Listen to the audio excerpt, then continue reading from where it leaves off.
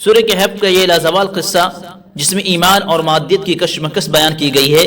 ان ایماندار اور سچے نوجوان نے مادیت پر ایمان کو ترجیح دی، فوری نفع اور نقد فائدہ پر آخرت کے وعدہ کو مقدم رکھا۔ انہوں نے ایمان کے ساتھ غربت و افلاس کی زندگی کو پسند کیا، لیکن کفر کے ساتھ دولت و عمارت کی زندگی کو گوارا نہ کیا۔ انہوں نے اس کو ترجیح دی کہ وطن، اہل و عیال اور دوست و احباب سے دور رہے اور زندگی کے ہر لذت اور اقتدار کے ہر عزت سے محروم رہے، لیکن اس کو ایک لمحے کے لیے گوارا نہ کیا کہ شرک سے اپنی پیشانی کو داغدار کرے، نفس کے بندے اور خواہشات کے پرستار بنے، معصیت و سرکشی اور ظلم و زوردستی کے ساتھ تعاون کرے۔ انہوں نے نفس کے تقاضا سے زیادہ روح کے تقاضا اور عقل کے مطالبے سے زیادہ ایمان کے مطالبے پر عمل کیا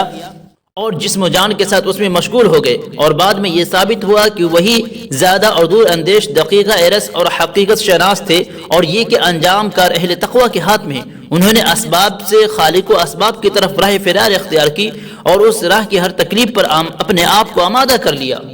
یہاں تک کہ اسباب ان کے تابع ہو گئے اور حکومت وقت بھی ان کے ہمنوائی ہو گئی۔ اصحاب کہف کا قصہ ایمان و جوامردی، استقامت و ثابت قدمی اور جہاد قربانی کا وہ قصہ ہے جو انسانیت اور حق و عقیدہ کی تاریخ میں بار بار پیش آتا رہا ہے۔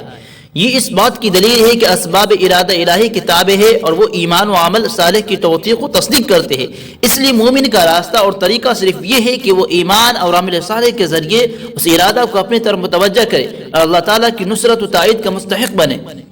قبل اس کے کہ قرآن مجید اپنے دوسرے قصے سے متعلق آغاز کرے، وہ نبی کریم صلی اللہ علیہ وسلم کو اس بات کی وصیت کرتا ہے کہ وہ اللہ تعالیٰ کی رسی یا اس سب سے طاقتور سبب اور مضبوط کڑے کو جافشانی کے ساتھ پکڑے رہے، اور یہی ایمان اور قرآن کا راستہ ہے۔ وہ آپ کو اس کی نصیحت کرتا ہے کہ آپ ان اہل و ایمان کی رفاقت کا التزام رکھے جو ایمان، معرفت، یقین اور ذکر و عبادت کے دولت سے سرفراز خوش نصیب ہے، خاص اسباب مادی اور متاع دنیا میں ان کا حصہ کم ہے۔ ان جاہل و غافل انسان سے دور رہنے کی تلقین کرتا ہے جو ایمان، معرفت اور یقین اور اس کے اثرات سے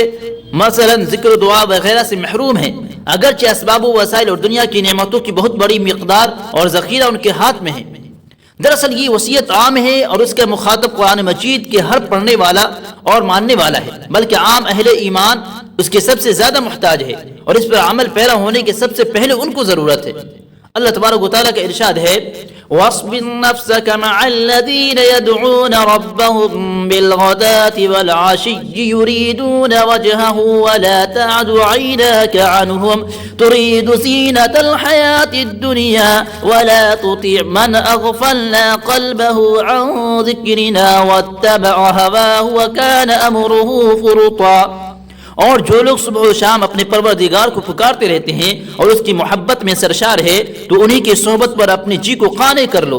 اس کی طرف سے کبھی تمہاری نگاہ نہ پھیرو کہ دنیاوی زندگی کی رونقیں ڈھونڈنے لگو جس کے دل کو ہم نے اپنی یاد سے غافل کر دیا، یعنی ہمارے ٹھہرائے ہوئے قانون نتائج کے مطابق جس کا دل غافل ہو گیا، وہ اپنے خواہش کے پیچھے پڑ گیا، تو ایسے آدمی کی باتوں پر کان نہ دھرے، اس کا معاملہ حد سے گزر گیا ہے۔ اصحاب کہف اہل ایمان اور اہل معرفت کا ہر زمانہ میں یہ شیبہ اور دستور رہا ہے کہ وہ ایمان، عمل صالح اور خدا سے روحانی تعلق اور نسبت کو ہمیشہ مادی اسباب اور ظاہری شکلوں پر ترجیح دیتے رہے ہیں۔ مادی اور اس کے علم برداروں کے خلاف انہوں نے ہمیشہ علم بغاوت بلند رکھا اور دنیا اور زینت دنیا کو کبھی نظر بھر کر نہ دیکھا،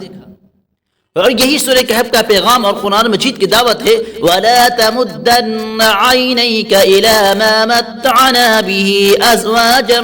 مِّنْهُمْ زَهْرَةَ الْحَيَاةِ الدُّنْيَا لِنَفْتِنَهُمْ فِيهِ وَرِزْقُ رَبِّكَ خَيْرٌ